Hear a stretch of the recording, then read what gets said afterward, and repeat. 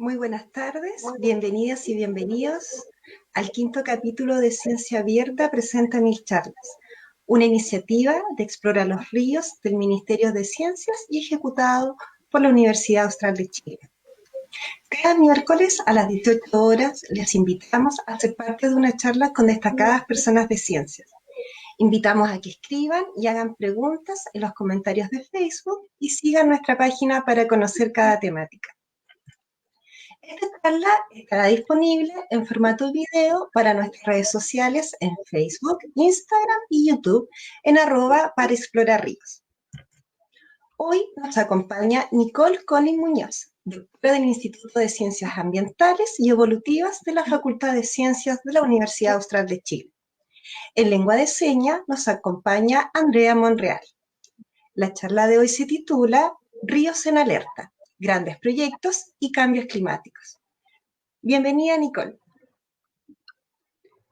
Muchas gracias, Celeste, y muchas gracias a todos quienes están viendo esta presentación hoy día.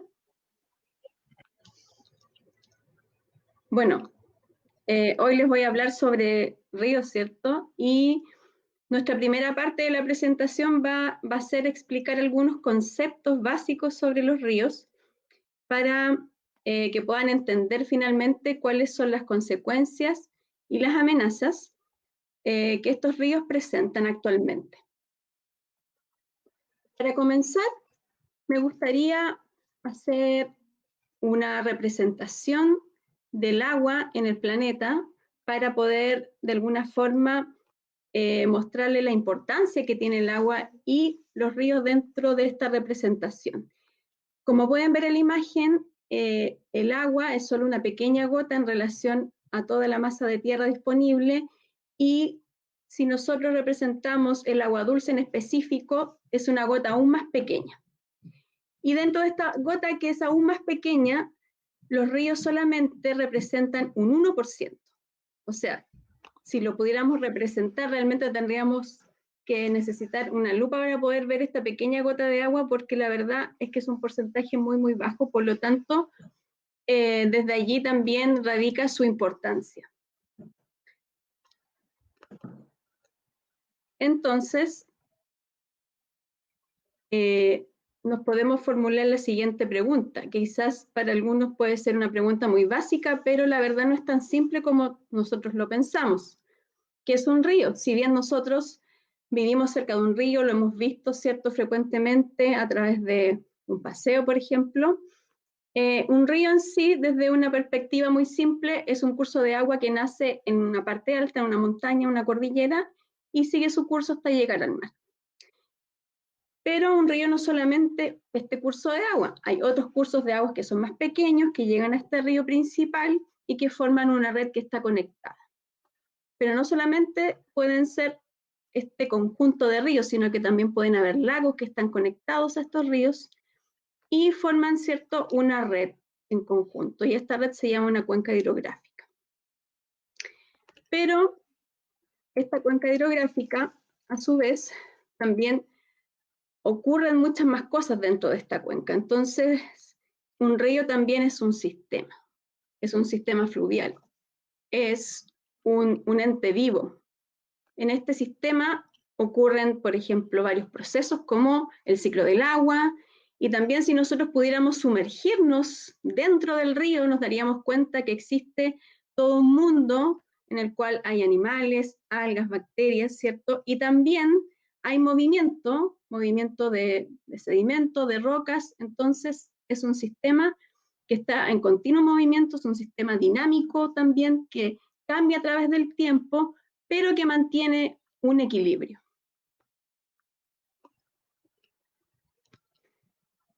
Este sistema fluvial, además, ¿cierto? En este sistema ocurren varios procesos también que son biológicos, que son súper importantes para la vida, como la fotosíntesis, por ejemplo, y también hay interacciones que son importantes, que se pueden visualizar a través de la cadena trófica. Unos se comen a otros, ¿cierto? Y así se mantiene esta dinámica y este equilibrio, y también una vez que estos organismos mueren, se descomponen, ¿cierto? Y estos nutrientes sirven para nuevamente comenzar el ciclo de nuevo, y de esta forma se mantiene este equilibrio en este sistema que está vivo.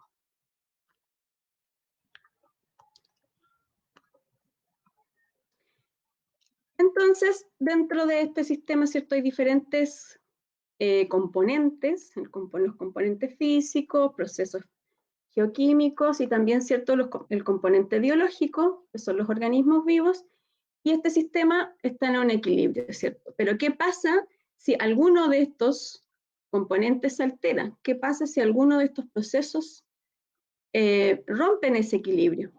¿Qué sucede? El río, al igual que nosotros, se puede enfermar. Y si se enferma, ¿cierto?, va a tener síntomas, y estos síntomas nosotros los podemos visualizar a veces están a la vista, ¿cierto? Cuando hay un río contaminado, nosotros quizás a veces podemos ver los residuos que están en el río, o también nosotros como científicos podemos determinar si es que hay un descenso, por ejemplo, en el número de individuos de insectos acuáticos, de peces, y de esta forma podemos ver los síntomas que tiene el río cuando este río está enfermo, producto de el rompimiento de su equilibrio.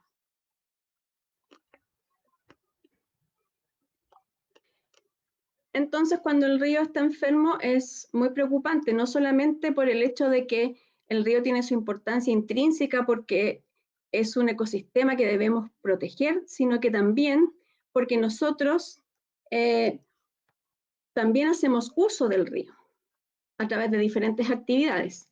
Estas actividades pueden ser muy beneficiosas y si se hacen de forma adecuada van a permitir que exista el equilibrio, ¿cierto?, en el sistema, y nosotros también vamos a poder obtener estos servicios, que son servicios ecosistémicos. Pero también hay diversas actividades que van a producir, ¿cierto?, una presión grande en el sistema, y esto va a hacer que el río se estrese. Y estos componentes los vamos a llamar estresores por lo mismo, porque provoca un estrés en el sistema. Y entre ellos, por ejemplo, está la contaminación, las alteraciones hidrogeomorfológicas del río y también las especies invasoras que cada vez están en un mayor número en nuestro sistema.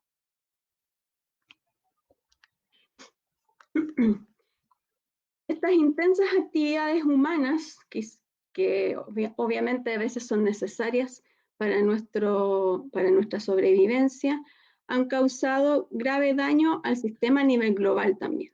Y esto se refleja en el cambio climático, ¿cierto?, que es un tema que está muy vigente hoy en día, y este cambio climático, como su palabra lo dice, ha provocado, ¿cierto?, que el clima cambie en diferentes lugares del mundo. Por ejemplo, en la zona centro-sur de Chile ha disminuido la lluvia, ¿cierto? Hay menos precipitaciones, y esto ha traído graves consecuencias.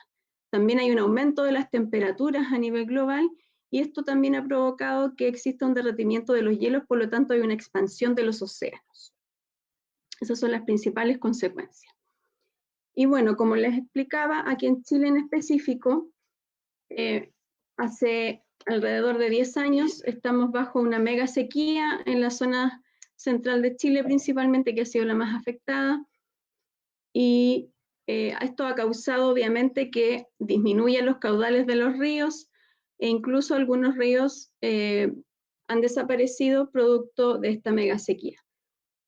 Pero no solamente es el cambio climático, sino que también hay otros factores que hacen que estas consecuencias sean aún mayores. El año pasado, producto de la COP25, la cual, si bien no se realizó en Chile, en un principio sí se iba a realizar aquí, y producto de eso, varios científicos se reunieron, ¿cierto?, para poder desarrollar diferentes temáticas en torno al cambio climático, en diferentes temáticas, y se desarrollaron diferentes informes técnicos, los cuales tienen información inédita y muy importante para poder realizar un manejo y políticas públicas que permitan de alguna forma disminuir las emisiones y detener un poco el proceso de calentamiento global y de cambio climático que está produciendo tan graves consecuencias en Chile y en otras partes del mundo también. Bueno, estos reportes pueden bajarlos directamente de la web, están abiertos al público, así que los invito a que puedan bajarlos e interiorizarse con el tema. Y como les explicaba, es necesario, ¿cierto?, que existan políticas públicas que desaceleren el proceso. Y lamentablemente en Chile existe, ¿cierto?, un modelo político y económico que está basado en el neoliberalismo, que la verdad es que promueve más que nada las actividades económicas en desmedro de las consecuencias ambientales. Por lo tanto, este escenario no es el mejor para el cambio climático en Chile, ya que no existe mucha conciencia de lo que significa las consecuencias ecológicas y ambientales a largo plazo. Entonces, en el 2018 se realizó, ¿cierto?, un informe en el cual se mostraba el estado del medio ambiente en Chile, y la verdad es que es muy deprimente, la verdad, porque si bien en los últimos años nuestra macroeconomía ha aumentado exponencialmente, ¿cierto?, esto ha significado un aumento en la presión, y en la presión me refiero al ambiente físico, por lo tanto ha generado un deterioro, y también obviamente ha generado un deterioro en el patrimonio natural. Además, obviamente, de las desigualdades económicas y sociales y de las dependencias de los mercados externos, también como consecuencias sociales. Entonces, otra consecuencia que se mostraba en este informe es que el Estado tiene una pérdida de su rol como fiscalizador. Entonces, ha permitido que estas cosas sucedan y que se deteriore nuestro medio ambiente. Por eso es tan importante generar estas políticas públicas que puedan de alguna forma mejorar nuestra legislación ambiental, y con respecto al cambio climático, obviamente crear medidas de manejo que sean acorde para poder desacelerar el proceso. Bueno, uno de los casos dramáticos, producto tanto del cambio climático como también de estas falencias, ¿cierto?, en las políticas públicas con respecto a la regulación ambiental, es el caso de Petorca. En esta provincia existen monocultivos masivos de paltas, los cuales han aumentado exponencialmente en los últimos años, y este aumento excesivo obviamente ha repercutido en los sistemas fluviales que existen en la zona, debido no solamente a que el cambio climático, ¿cierto?, ha disminuido las precipitaciones y hay una disminución del caudal producto de esto, sino que también porque hay una extracción excesiva de agua producto del riego, ¿cierto? Estos paltos necesitan una gran cantidad de agua para poder crecer, por lo tanto es mucha el agua que se utiliza. ¿Y qué ha pasado como consecuencia? La población del lugar no tiene agua, no tiene acceso, o un acceso muy restringido al agua. Y además los ríos se han secado. Por suerte este año han habido mayores lluvias, puede ser que en parte sea por el confinamiento, por lo tanto hay menos movimiento de personas, ¿cierto? Y eso ha provocado que hayan menores emisiones, y ha sido un respiro de alguna forma para el planeta, y puede ser, aún no está comprobado, que este respiro haya servido para que este año hayan aumentado las precipitaciones y aumente un poco el caudal, o pueda haber un poco de caudal en estos ríos que hasta hace poco estaban secos. Entonces, ¿cuál es la solución? Que creo que es peor que la enfermedad para el norte y esta extracción excesiva de agua, es la realización o la generación de una carretera hídrica. Esta carretera hídrica lo que proponen es que se extraiga agua del río Biobío porque tal como dice la imagen, existen excedentes hídricos en esta cuenca, lo cual no es así. Finalmente, el caudal que tiene un río es por condiciones naturales y es necesario este caudal para que este sistema, ¿cierto?, se mantenga en equilibrio y pueda funcionar correctamente. Entonces, este proyecto, la verdad es que es bien nefasto, porque tampoco ha considerado las consecuencias ambientales y el escenario actual de cambio climático para su implementación. Además de esto, este proyecto es uno de los más costosos de Latinoamérica, está en segundo lugar dentro de los proyectos más costosos.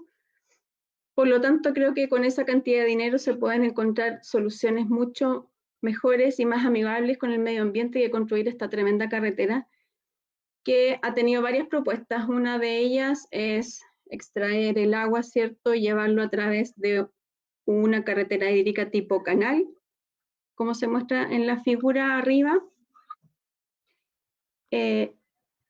pero tiene muchas consecuencias que no son buenas porque se evaporaría demasiada agua, por lo tanto se perdería mucha agua en el camino.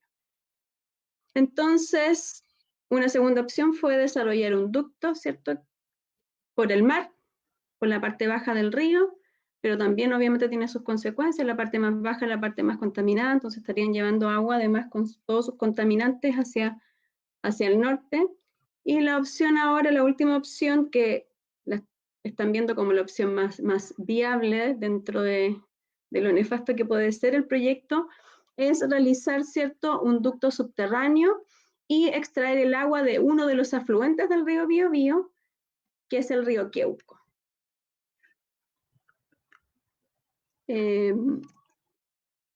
Lamentablemente en el río Queuco también están proyectando una central hidroeléctrica, por lo tanto el escenario para ese pequeño río no es el mejor, y creo que tampoco es la mejor idea extraer el agua desde allí para llevarla al norte.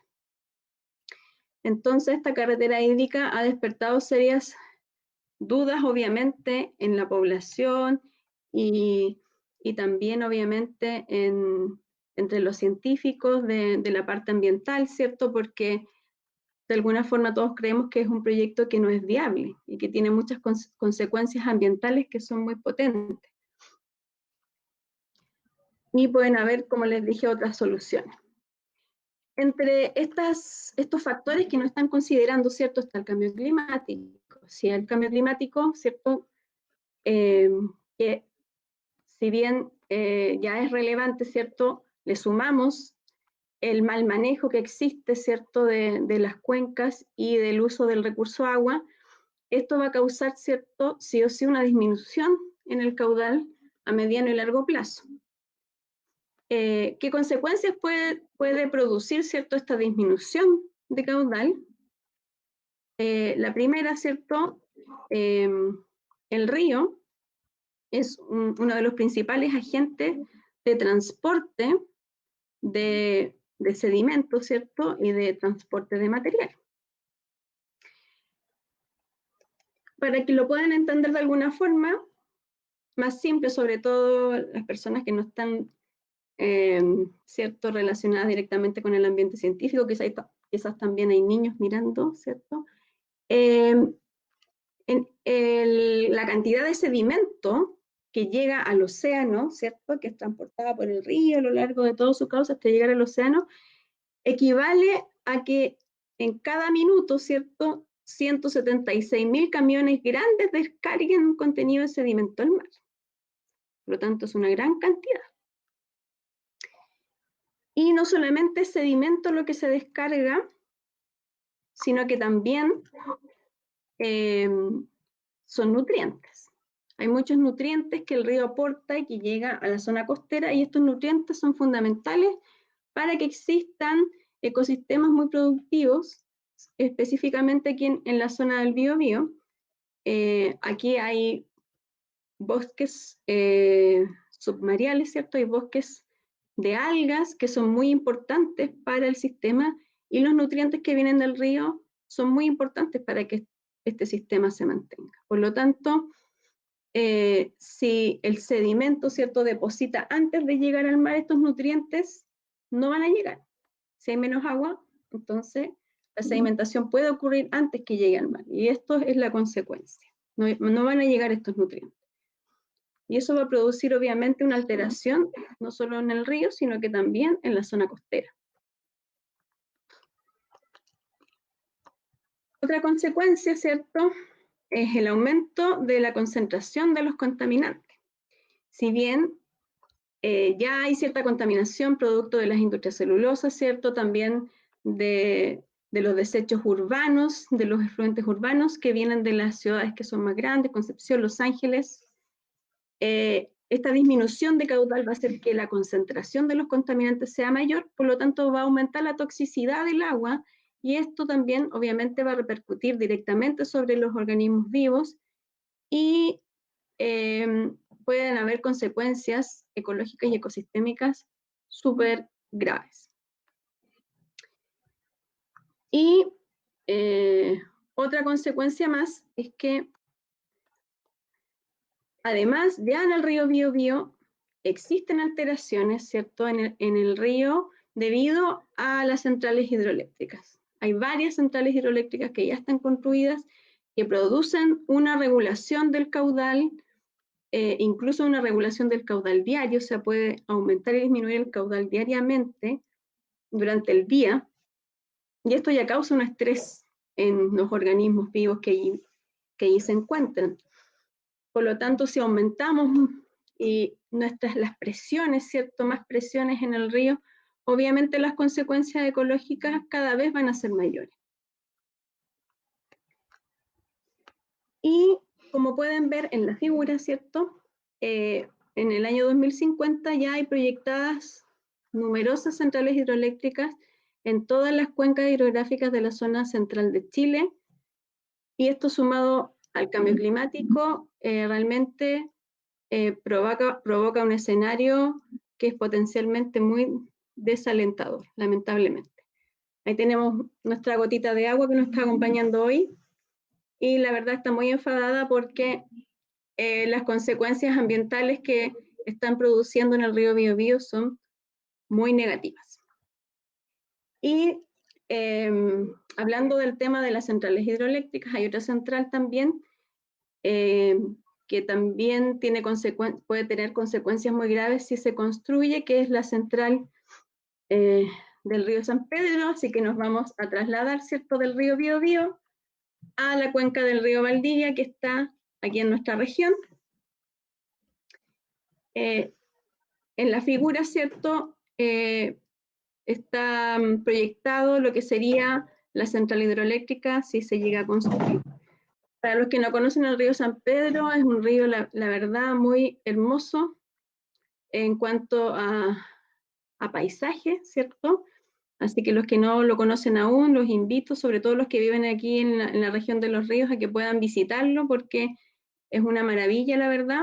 Y como dice una frase que aprendí hace algunos años atrás, lo que se conoce se quiere, y lo que se quiere se conserva. Por lo tanto, es muy importante que podamos conocer nuestros ecosistemas para que nos apropiemos, ¿cierto?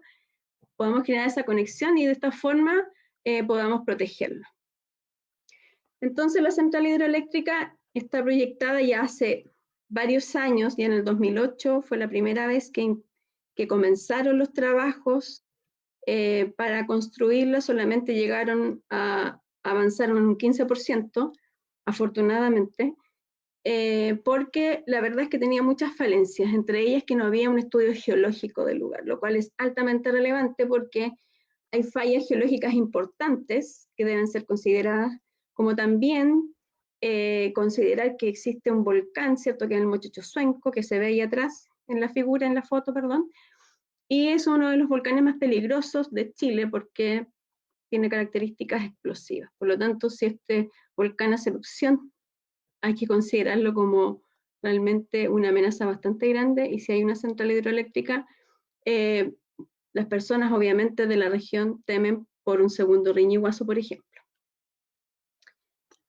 Pero también el río San Pedro, ecológicamente, es un río muy singular, porque tiene una alta diversidad de especies. En un estudio realizado hace algunos años atrás, liderado por Evelyn Avis del Centro EULA, se determinaron que habían al menos 15 especies nativas, por lo tanto eso es alto para los ríos de Chile, porque en Chile por lo general la riqueza de especies de peces es baja, pero en consideración, en comparación con otros ríos realmente es una diversidad alta, y además hay que considerar que hay también una gran cantidad de especies endémicas. Esto quiere decir que son especies que viven, ¿cierto?, en un lugar muy restringido, por lo tanto eso las hace mucho más vulnerables. Por lo tanto, es necesario protegerlas, quizás mucho más que otras especies que son más abundantes y viven en diferentes ríos. Entonces, ¿qué pasa si construimos una central hidroeléctrica en este río? ¿Qué pasa con nuestros peces? Una de las consecuencias es que estos peces no se van a poder mover libremente por el río, y algunos necesitan desplazarse grandes distancias para poder realizar sus actividades básicas, actividades biológicas como reproducción, alimentación, sobre todo aquellas especies que son migratorias, estas que necesitan moverse mucha distancia para poder, ¿cierto?, realizar estas actividades biológicas esenciales en su ciclo de vida. Pero no solamente esta es la consecuencia, esta es una de las consecuencias, pero además, si consideramos que el río se va a embalsar, ¿cierto? Esto quiere decir que el río va a cambiar de un sistema de río, donde el agua fluye, a un sistema, ¿cierto?, de aguas lentas, donde el río, ¿cierto?, no va a poder fluir normalmente, y el agua va a estar estancada. Entonces, el agua, ¿cierto?, además de estar estancada, va a inundar ciertas áreas terrestres que están aledañas, y se van a inundar, por supuesto, todo el bosque y vegetación que está allí. Esta vegetación con el tiempo se va a descomponer, y esta materia orgánica de la descomposición va a empezar a sedimentar, ¿cierto?, en el fondo de este embalse. Por lo tanto, el fondo va a empezar a cambiar y se va a empezar a llenar de materia orgánica y también de sedimento, porque el agua ya no va a poder transportar el material y el sedimento aguas abajo, sino que al detenerse el agua va a comenzar a sedimentar, y ese sedimento se va a acumular en el fondo. Esto hace que cambie, ¿cierto?, todas las condiciones que existen en el fondo del río, y un río que tiene sustrato rocoso, por ejemplo, como la figura de arriba, luego va a tener un fondo, ¿cierto?, en el cual estas rocas van a estar tapadas por sedimento. Las especies de insectos acuáticos que necesitan, ¿cierto?, aguas limpias, oxigenadas, y las rocas sin sedimento para sobrevivir, obviamente van a desaparecer al aumentar esta cantidad de sedimento. También va a haber un aumento en la concentración de las microalgas del agua, ¿cierto?, del cuerpo de agua, porque la materia orgánica va a ayudar a que proliferen, ¿cierto?, más rápidamente, y al aumentar esta proliferación van a impedir que llegue la luz al fondo, y las algas o plantas acuáticas que necesitaban, ¿cierto?, de la luz para la fotosíntesis, tampoco van a poder crecer, por lo tanto también van a desaparecer. Y a su vez, obviamente, los peces u otros organismos que consumían estas algas, consumían estos insectos que vivían en las rocas, ya no van a tener ese alimento, por lo tanto, ¿qué va a pasar? Van a buscar otra opción, puede ser que ya no sea tan buena esa opción de alimento, disminuyen su abundancia, o bien también desaparecen si es que realmente no toleran estas nuevas condiciones. Por lo tanto, va a haber todo un cambio en el sistema, y también van a ver, si es que hay un lago más arriba, como en el caso del San Pedro, pueden haber especies, ¿cierto?, que vivan en el lago, que puedan colonizar, ¿cierto?, el embalse, y van a llegar especies que no vivían allí antes. Entonces va a haber un cambio en el ecosistema, y este cambio puede ser muy negativo también para el sistema, porque va a pasar va a pasar de un sistema de río, ¿cierto?, a un sistema léntico más parecido a una laguna. Entonces, las consecuencias ecológicas también son múltiples y muy negativas para el sistema, porque obviamente lo mejor es que el sistema siga sus condiciones naturales, se mantengan estas condiciones naturales y se mantenga este equilibrio. Eso es lo ideal. Y algunas posibles soluciones para terminar, soluciones generales para poder cambiar esta política extractivista que existe en Chile. Por una parte, en relación a la carretera hídrica, llevar agua hacia el norte a través de una carretera no es la solución. La solución viene por una parte por cambiar nuestro sistema productivo a pequeña escala. Eso podría también ser bueno para el cambio climático. Y también deberíamos intentar ocupar más, ¿cierto?, la innovación a través de tecnología que permita producir lo mismo, ¿cierto?, que producimos ahora, pero utilizando menos agua. En relación a las centrales hidroeléctricas es necesario, ¿cierto?, ocupar otras fuentes de energía como la eólica, como la solar, y ojalá también a pequeña escala. Y por último, cambiar esta política extractivista de materias primas, sobre todo la minería, que también es nefasto, porque si estas potenciales hidroeléctricas se quieren construir, ¿cierto?, a mediano y largo plazo, es justamente para poder proveer de energía a la industria minera, principalmente porque es la que mayormente ocupa esta energía, no somos nosotros lo que necesitamos en nuestras casas esta energía, porque lo que nosotros ocupamos muy poco. Y para eso también necesitamos comenzar a generar más productos, ¿cierto?, haciendo uso de la tecnología y la ciencia, y así disminuir, obviamente, la extracción excesiva de materias primas para exportación, que finalmente es lo que estamos realizando hoy en día. Bueno, con esto termino y les agradezco, ¿cierto?, su atención y estoy atenta a sus preguntas y nos vemos en otra oportunidad, en otra charla también.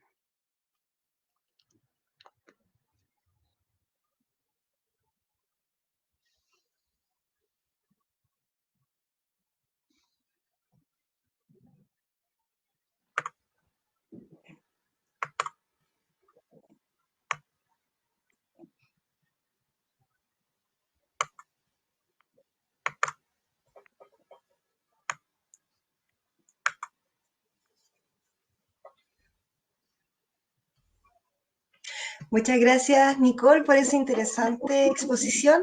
Ahora es momento, ¿cierto?, de conversar con el público a través de los comentarios y preguntas que nos fueron dejando durante la semana o durante la transmisión. Jorge González da las gracias, ¿cierto?, por la charla. También nos saludan desde el Perú. Preguntar, Nicole, por ejemplo, a nivel regional, en la región de los ríos, ¿existe para el río, en este caso, ¿cierto?, para el río San Pedro? Dame un segundo. Ahora sí. Nos pregunta cuáles cree que son las consecuencias ecológicas del transporte de especies nativas y exóticas a través de estos proyectos de las carreteras hídricas. Bueno, en forma general, siempre cuando es introducida una nueva especie a un sistema, obviamente va a causar un impacto porque esta especie no está dentro, ¿cierto?, de la dinámica natural del sistema. Te puedo hablar en específico de lo que conozco, que son los peces invasores, ¿cierto?, que causan un serio daño, ¿cierto?, a nuestras especies nativas, ya que por una parte se alimentan de ellas en gran cantidad y también por competencia, porque son mejores competidores y le quitan el alimento, ¿cierto?, a otras especies. Entonces, obviamente, esto rompe el equilibrio en el sistema y empiezan a disminuir nuestras especies nativas.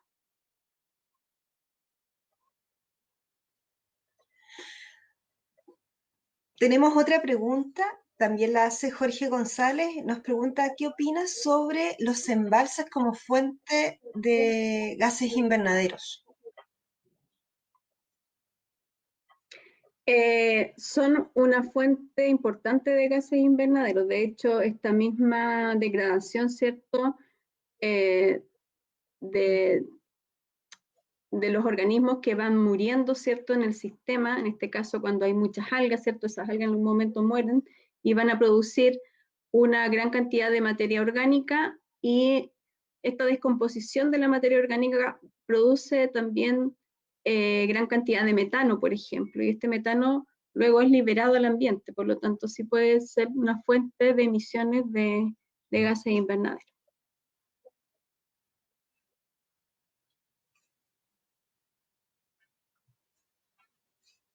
Gracias, Nicole. Pablo Iriarte nos pregunta ahora con respecto al caso del río San Pedro. ¿Cómo crees que la ciudadanía puede colaborar con el trabajo científico? Es una pregunta muy interesante, la verdad. Durante el año pasado, luego de la crisis social, estábamos realizando un proyecto bien bonito que es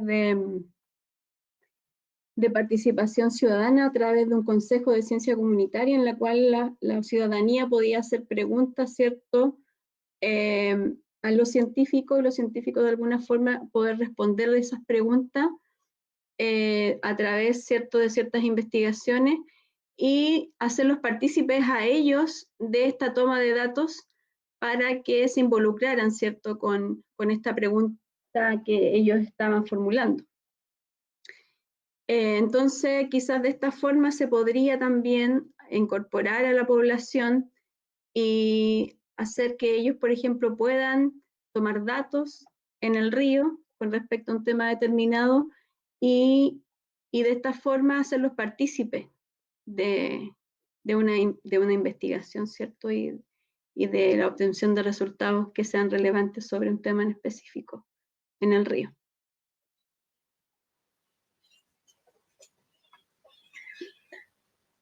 Tenemos otra pregunta de Evelyn Avid Conejeros. Dice lo siguiente: ¿qué piensas sobre dejar ciertas cuencas destinadas a generar energía y otras a la conservación? Yo creo que es una de las políticas públicas que se puede implementar para poder conservar algunos ríos, aquellos ríos que son más importantes ecológicamente, que puedan tener una mayor diversidad de especies, por ejemplo. Es una estrategia que están ocupando en algunos países como Nueva Zelanda, en el cual hay una gestión del territorio que permite que hayan solo ciertas cuencas que se alteren, ¿cierto?, para producir actividades humanas, y otras que no, y otras que simplemente son intocables y que solamente tienen que ser conservadas. Entonces puede ser una de las estrategias que se puede discutir para poder conservar de alguna forma nuestros ecosistemas fluviales.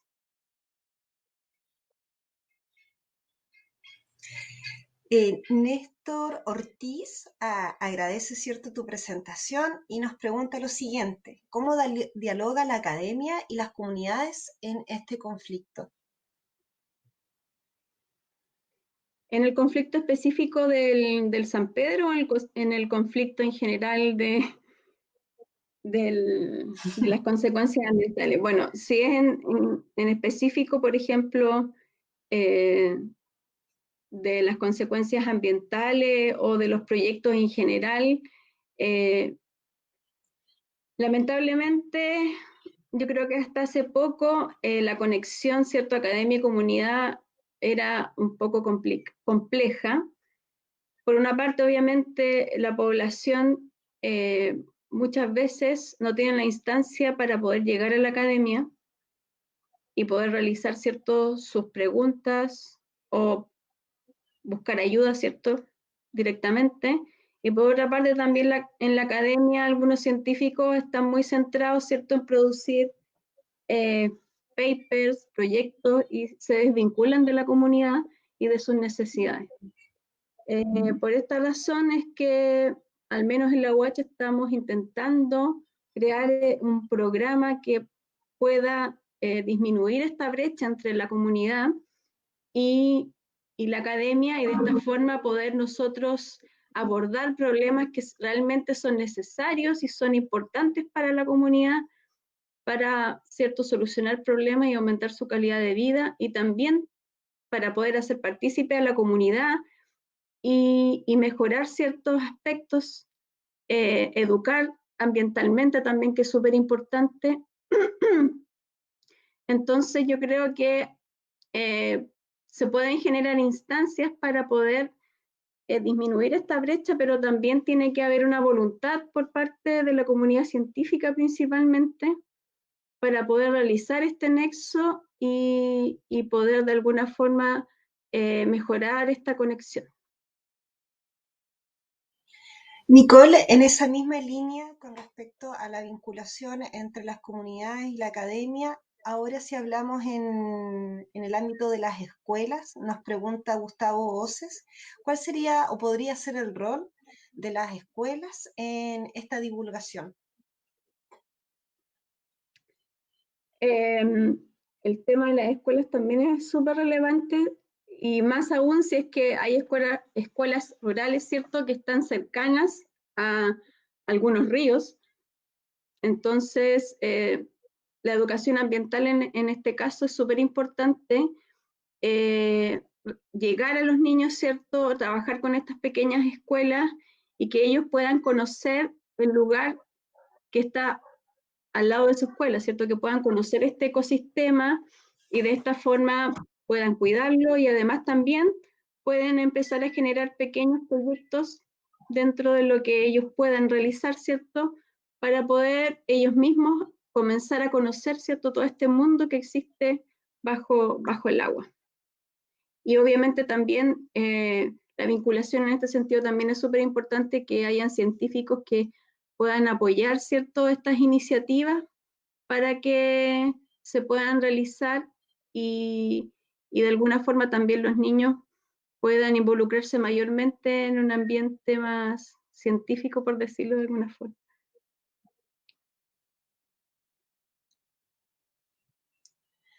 Gracias, Nicole. Tenemos otra pregunta de Claudia Garrido y dice lo siguiente. A su juicio, ¿cómo han funcionado las juntas de vigilancia de fuentes hídricas por parte de la comunidad? Y si han revisado aspectos normativos de nuevas iniciativas.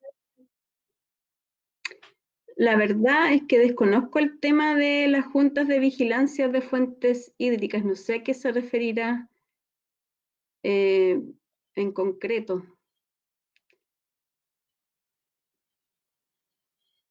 Podríamos pedirle a Claudia que pueda detallarnos mejor su pregunta. Sí, por Sí, favor. y podríamos pasar a la pregunta de Luciano Caputo. Dice, hola Nicole, te agradece por la presentación y pregunta, ¿cierto?, sobre qué opinas de la aplicación de los caudales ecológicos que se han implementado en el contexto chileno. ¿Son coherentes con los objetivos de conservación? Bueno, el tema de los caudales ecológicos también es un tema complejo, la verdad, que hasta hace algunos años solamente se empezó a implementar, y es muy relevante porque obviamente se necesita un caudal mínimo para que puedan existir ciertos los procesos naturales dentro del río, y eso va a depender de cada sistema, la verdad. Si bien, ¿cierto?, hay un cierto valor que se debe cumplir por normativa, yo creo que sería súper bueno como realizar estudios más a fondo para poder determinar caudales ecológicos de acuerdo a diferentes tipologías de río, porque no es lo mismo un río del sur de Chile que un río mediterráneo o un río de la zona norte. Hay varias diferencias.